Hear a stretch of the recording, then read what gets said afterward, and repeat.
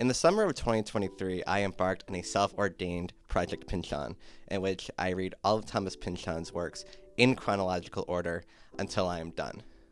At once an 8-novel series, which then last year would turn to 9 novels, this project has brought me to some of the greatest works of literature I have ever read in my life. Those of you who know my channel may know me mostly for my Road to Ulysses series, and after I finished reading that series, in which I read all of Joyce's works in chronological order, going up to his epic novel Ulysses, Thomas Pynchon seemed like the necessary and logical next step. So here I am, ranking all of Thomas Pynchon's novels. But first, I actually wrote an article in which I ranked all of Thomas Pynchon's novels that came out a month ago. I will leave a link in the description to my Substack below. I highly recommend you check out the article because, if you can't tell already, I am much more comfortable writing than I am speaking in front of a camera. I'll have different details also in the written article that I won't say here, and vice versa. So I highly recommend you go to the link below, you check that out. I also did another Thomas Pynchon article about his influence recently on Hollywood, so please check out my Substack and maybe subscribe as well. If you do subscribe, because Substack tends to send articles into either junk mail or promotions, please add the sending address to your contacts in order to ensure that you get all of the emails. Thank you, and I hope you enjoy the video. Thomas Pynchon's greatest weakness is probably expectation. He wrote Gravity's Rainbow, debatably the greatest novel of the postmodernist time period, and a novel that, even though it's several decades old at this point, feels incredibly timeless and people are still trying to solve. And the same thing can be said for a lot of Pynchon's earlier novels. What you'll begin to realize later in his later works is a sense of being happy with his output and not really challenging himself to the degree that he did challenge himself when he was younger. I read an article a couple months ago about postmodernist authors and their final works, in which the author references Agape by William Gaddis, in which the author laments the fact that he's not going to be able to write all the novels he wants to in his lifetime. I don't get that feeling from Pynchon based on his later works. Inherent Vice may be a great novel in the private detective genre. Something you're going to realize very soon, and you're probably going to predict the next couple of works at the bottom of the Pynchon list, is I'm not a big fan of private detective novels. I don't own that many PI books. In fact, I don't have an incredible interest in really reading this genre at all. And even though I love Pynchon, I love his quirks, the quirks don't do enough to make me like the genre. And even with that said, even if you're just grading it based on a Thomas Pynchon work, its ambition is not quite there. Inherent Vice is the only book that I'm going to talk about today that legitimately frustrated me. It's a PI novel taking place during Reagan-era United States in California, following a stoner yet brilliant private detective named Doc Sportello as he investigates the disappearance of a huge philanthropist businessman in the area who is tied to an ex-lover of his. It's funny, but as someone who tends to find Pynchon's humor, especially his long-winded jokes, as his weakest aspect as a writer, even in his greatest novels, Inherent Vice, to me, read like bad stand-up for a lot of it. Paul Thomas Anderson's first round with Pynchon came with Inherent Vice, and out of all the Paul Thomas Anderson movies I've seen, Inherent Vice also grades at the lowest of his filmography for me personally. It's not bad. In fact, maybe in the PI genre, it's one of the best, but I really was craving for it to do something different, and I never really found that. I just found that, he was interested in writing a fun PI book, and I don't really go into Pynchon for fun. I'm not demanding that every single one of his novels be a 1,000-page stream of consciousness epic, but I just wish it had done more with what it was going for. The moment I finished Inherent Vice, I pretty much gave up the book immediately, which is why you're going to realize that some books I had the physical copy for and other books I did not. As I alluded to earlier, this series, Project Pynchon, started off as a 8-novel venture, but thanks to Shadow Ticket, which came out at the end of 2025, it became a 9-novel venture.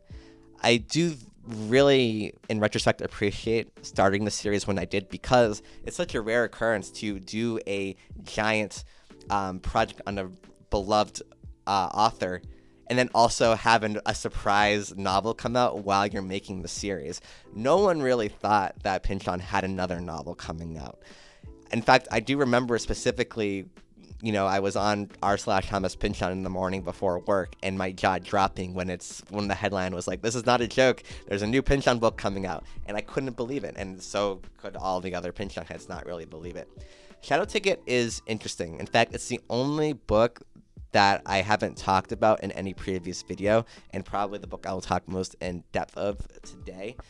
It is yet again another private detective novel. This one set at least in Pynchon's bread and butter of early 20th century history. This is This is on the build up to World War II in the 1930s. Our Milwaukee detective, who's also a dance enthusiast, pursues the heiress to a cheese fortune, in which her father is like the Al Capone of I guess selling cheese. It brings him to Europe on the damn near breakout of World War II, specifically in Hungary. It is better than Inherent Vice. In fact, early on, I did think it had potential to being, a solid book in Pynchon's bibliography. However, like with all the Pynchon Light, and I know a lot of Pynchon fans hate that word, but Pynchon Light, older in his career Pynchon novels, there's just a sense of just happiness, I guess, with what he's done. He's not really trying to push the envelope at all, and it just, Pynchon, with his quirks and without his sense of depth and gravitas, just also makes the quirks feel cheaper in comparison. Like you're doing the Pynchon shtick, but you're not getting like the meat of it. Like in Gravity's Rainbow, you can have scenes portraying genocide along with monkeys fighting alongside our protagonist to escape Nazis, and the contrast works in some really twisted way, and it's messaging on the absurdity of war and the absurdity of Europe at the end of World War II, in which pretty much some of the worst atrocities of humankind were committed. With this novel, it touches on different aspects of fascism, and I know a lot of people on Reddit specifically try to make connections to modern day society, but it doesn't, this is things that Pynchon's been talking about for a long time. I don't really see the fascism here as being anything specific to what's going on in the world today, as opposed to what was going on in the world 50 to 100 years ago. It is a decent novel, and it's not anything that's going to ruin Thomas Pynchon's legacy. It's just another small installment for the hardcore Pynchon fans to get one last round of Pynchon out of him, and for that, if you find merit in it, I applaud you. You can have fun with it, and I did have fun with it at times. It just I never read this novel, but I do think of Cormac McCarthy's The Passenger and Stella Maris, in which it's kind of the antithesis of Shadow Ticket, in which it's so weird and daring and potentially bad, but because it takes risks, the super Cormac McCarthy fans can praise it as a late stage masterpiece, and the critics can say it's an atrocity to his legacy. And with Shadow Ticket, it's just too benign to really be either one. There was definitely on Reddit an attempt to attack any sort of literary reviewer who reviewed the book early and didn't give it glowing reviews. But then when the book came out and everyone read it, it kind of revealed itself to just be pretty good. Bleeding Edge marks one of only 2 novels in which Thomas Pynchon has a female protagonist. You'll guess it yet again, this is a private detective novel. This one's set in the most modern setting Pynchon has ever written in. This is New York City, leading up to and in the immediate aftermath of 9/11. It is, with his references, it is definitely has his most modern references as well, like to GIFs and Hideo Kojima. I'm going to echo similar sentiments to the last 2 novels. Bleeding Edge also just feels like it's just another, we're doing the Pynchon traveling show, if you will, in which they make the references to modern day things with the Pynchon quirks and twists, but it does again feel more like shtick than necessary to the plot and necessary to his thematic ambitions. That being said, Bleeding Edge to me is a good novel. We're now kind of in the range of novels that I think are good and that I would consider maybe rereading. Where Pynchon shines, and I don't think he gets enough credit for, is in his setting and world building. And in New York City, with our main character just walking around the streets and just interacting and seeing how corporate interest and capitalist interest has sucked the magic out of the city, and as you get slow as you go slowly outside the city and nature starts to take over again, and yet there's this inevitability that even the beauty of nature in the pockets in which it's been untapped and unbothered, inevitably it will be molested, and there's nothing that we can do about it. I did like this book, even though, again, I'm not the biggest fan of private detective novels. I'm not the biggest fan of this stage of Thomas Pynchon's works. It follows very similar plot structures to his previous novels. There's, sort of down on their luck private detective, a do-gooder, and kind of pursuing a vague rich billionaire with potentially bad interests in mind, all the while another either like FBI agent or CIA agent or government agent is watching as well, who also is problematic and and may have a god complex.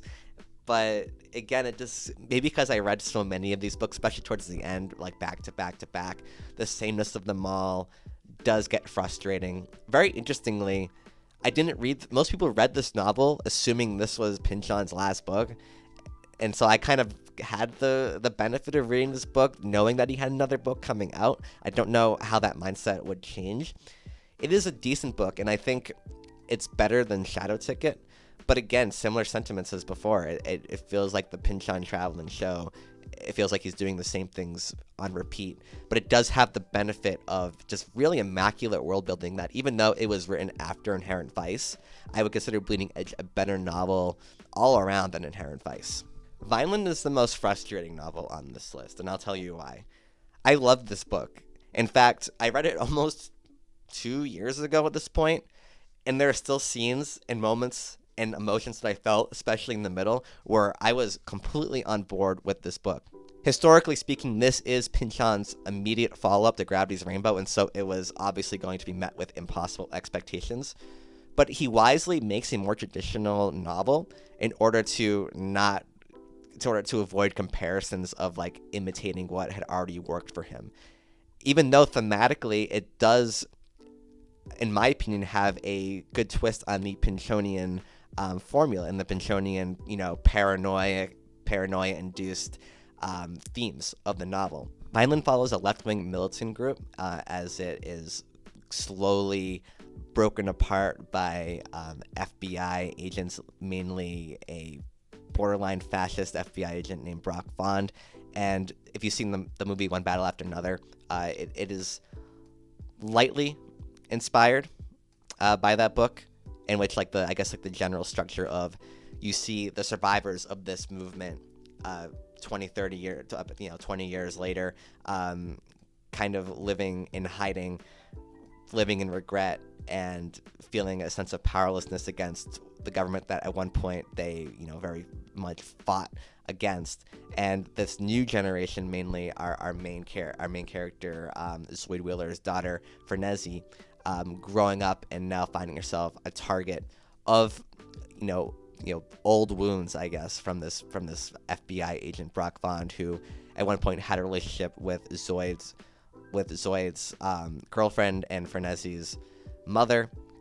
He's now pursuing the daughter. He's now pursuing the remnants of this militant group. It is a book in which you get a lot of flashbacks to the glory days, I guess, the prime of this movement, in which Pynchon, in his Pynchon way, acknowledges the fascist ways of our country, while also maybe picking apart the flaws of the means in which people try to stop it, and even the hopelessness of how unstoppable this thing is. Like, was it even worth battling against at all? The twist that I was alluding to earlier is that for a lot of it, we get the perspective of the people pulling the strings. In every one of Pynchon's novels before, these shadow organizations are all kind of in the background, and our protagonists are trying to make sense of it.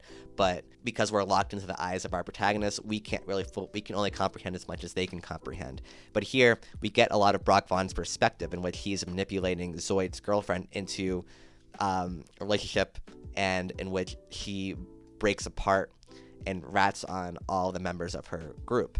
And little by little, they're assassinated, they're arrested, and never seen again. And so I loved that twist on the Pynchon formula. However, this has one of the most contrived happy endings I have ever experienced in a novel. And it's enough to kind of ruin what it was going for. This was setting up a Gravity's Rainbow-esque bleak ending, and yet it completely misses the mark. One thing that I have noticed now that I finished all of his books is that Pynchon loses his appetite for really dour, bleak endings post Gravity's Rainbow. And I really wish he just held on for one more with Vineland, because if it really stuck its landing, this book would be ranked so much higher than it is. V was Thomas Pynchon's first novel, and I really long to be in a time machine in which I could be a literary critic, reading this book for the first time, having no idea what kind of impact Pynchon would have on literature, and just discovering this person with such a bold new voice. He was only 26, I believe, when he published this novel. V is a book that I read almost 3 years ago at this point, and yet I still remember so many scenes, mainly Benny Profana, protagonist, in the sewers of New York City fighting alligators. It's a book that shows the symptoms of first novel issues that every author suffers from, or most authors suffer from. I should say there are a few exceptions. But here, Pynchon doesn't really emotionally connect with his characters as much as he does later on. It seems like a young author, he's trying to be too cool for his own message, I guess, and for his own creativity. And so he emotionally detaches himself from the narrative and from the characters in order to, like, if this thing was to fail, he could, emotionally detach himself and not feel the total calamity of that. But fortunately for Pynchon, V was a success, and it was the launching pad for one of the most tremendous careers of any author of any time period. V has the paranoia, it has the cross-country, cross-time period plot that you come to expect from Pynchon. It really lays the groundwork for what Pynchon's manifesto will be throughout his career. It is a book that I want to reread, because now that I have a better idea of who Pynchon is, it's a book that I could see myself really loving on a second time through. But as it stands right now, again, this was the first Pynchon I ever read. It's a very, very good book that I think could have taken its characters and its narrative arc to like one step higher than it goes to, because by the end of the novel you kind of realize, oh, this isn't really going to go anywhere, and that's fine. It's a long book, and so the time investment didn't feel fully worth it to me, but again, on a reread maybe I'll appreciate it more. This is damn monstrosity. This is like 2 to 3 Pynchon novels right here against the day. What are you're killing me with this stuff. This is not a 9 novel series. This is a 12 novel series right here. Thank you, Against the Day, for taking up pretty much a good chunk of my summer last year. As you can tell, I have a lot of things to say about Against the Day. If you want to get my those aren't even really my full thoughts either, to be honest. This book is too massive to really convey unless you are leaf by leaf and you sit for 5 hours to talk about it. That is not what I'm going to do here. Against the Day, in many ways, feels like the last call of classic Pynchon before we usher in the era of the PI era, I guess, of Pynchon. It is an epic novel. It is, weirdly enough, a good starting point for Pynchon, because even though it's giant, it has one of his more digestible prose styles. And if you can just get over the sheer amount of plots that span states, countries, dimensions, time periods, you're gonna find a really good book here. In a way, it is the closest thing he's ever written to Gravity's Rainbow, except this one takes place in the build-up to World War I. But it's all these different characters across the world, all dealing with the build-up to a cataclysmic event in human history. It's really impossible to completely summarize my thoughts and summarize the plot. There's too much that goes on. Just watch my old video if you want to hear that, or again, read my Substack article, which will be linked below, and don't forget to subscribe. However, I'll just say this. It is maybe from a prose perspective, one of his more beautiful books. It does at times really remind me of William Gaddis's The Recognitions, especially with its delving into like the European aesthetic. There's a lot of talk about the importance of art in the world, and so I do, for some reason, really think that he read The Recognitions and was inspired by it. I have no proof of that, but that's just in my brain right now. And the only issue that merely makes this book in the middle of the Pynchon pack is the fact that the ending isn't the last 200 pages or so. There's like a menage a trois that goes on that Pynchon thinks is hilarious, but it really just goes on, and it's not as gripping as this like the borderline magical cataclysmic event that it's building up towards. And so the only disappointing aspect I have about the book is maybe it could have ended 200 pages earlier, and I would have been more satisfied by a lack of satisfying ending. Again, as I said earlier, Pynchon loses his appetite for really morose endings post Gravity's Rainbow. Weirdly enough, I found the prose in Mason and Dixon to be harder in a way than even Gravity's Rainbow Stream of Consciousness style. Mason and Dixon is a historical novel following, you guessed it, Mason and Dixon in their early days in the Caribbean, leading up to and during their time traveling the North America continent, and forming the Mason and Dixon line, surveying the area, and witnessing key historical characters leading up to the Revolutionary War.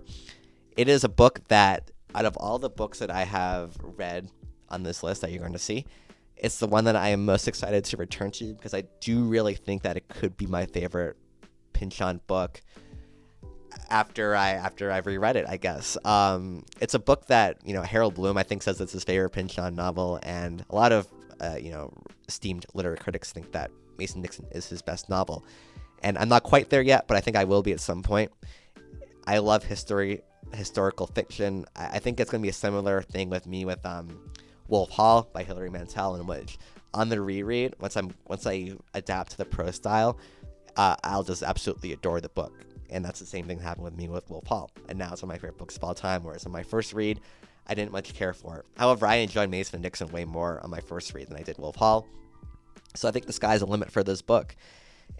And again, with Pynchon's signature criticism of the way white European colonialism has butchered many different cultures across the world, this one has a specific emphasis on the United States, but across, Gravity's Rainbow, it's very, very similar, and even alluded to in Bleeding Edge as well, with the FBI character, the CIA character, I'm sorry. And here, our beloved American heroes are all like obsessed with spreading their religions, and there's an emphasis on destroying the magic of like the untapped North American continent. And what we'll see in later on books that we'll talk about in this list, it feels like a prequel to the world that Pynchon has set up in his later novels. Maybe the biggest surprise here is that Gravity's Rainbow is not number one. I know, actually, weirdly enough, I've seen quite a few ranked Pynchon videos in which Gravity's Rainbow isn't anywhere close to the top 3. I am shocked by that, because this book is an absolute masterpiece.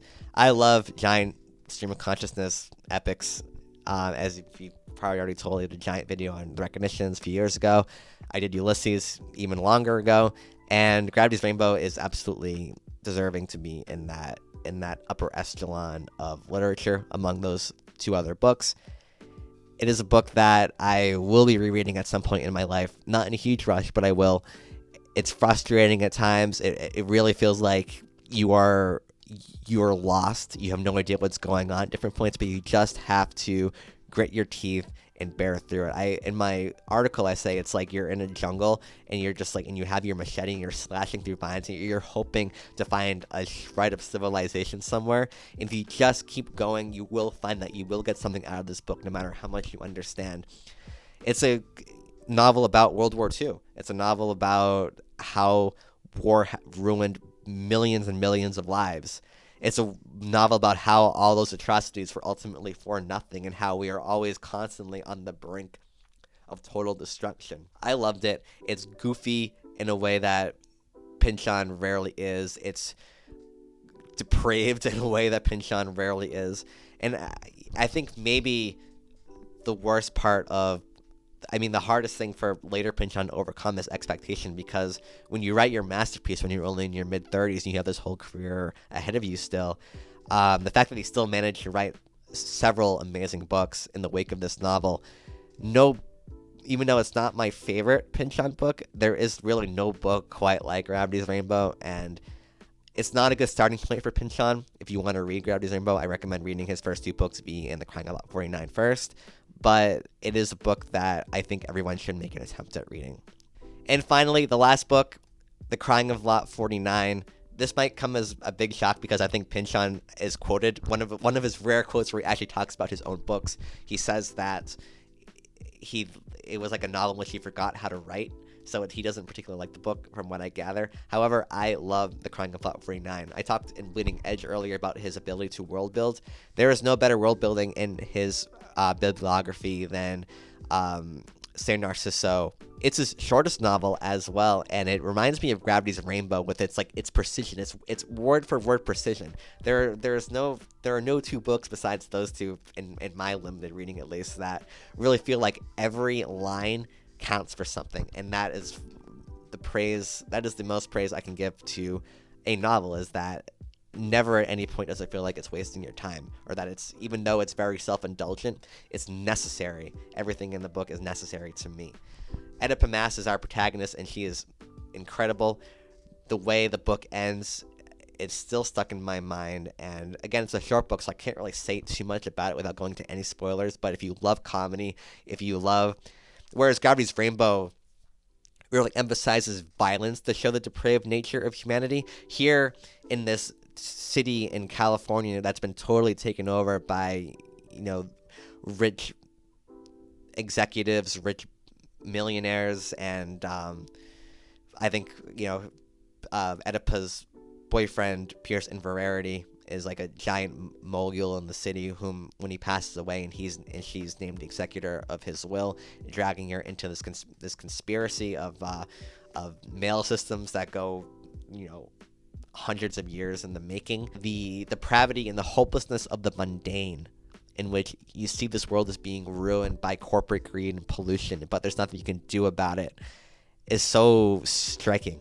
And that's the emotion that has lasted with me longest out of all of Pynchon's works. And so with that said, I am officially putting this Project Pynchon to bed, unless that giant Civil War doorstopper comes out, which, I mean, there is suggestion that it will. I'm not holding out hope, but we'll see. This is the end of my Pynchon reading. You'll note that Slow Learner was not listed here. That's because it is a collection of short stories. I am focusing on the novels of Thomas Pynchon.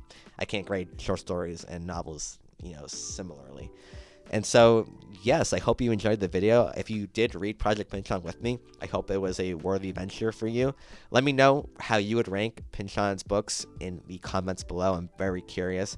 The great thing about this series is that I've had some hot takes throughout the past couple of years, and generally speaking, everyone who has commented, even if they disagree with me, has expressed their disagreements and their perspective in a very polite way, and in a very intelligent way as well. So I really appreciate this sharing of ideas.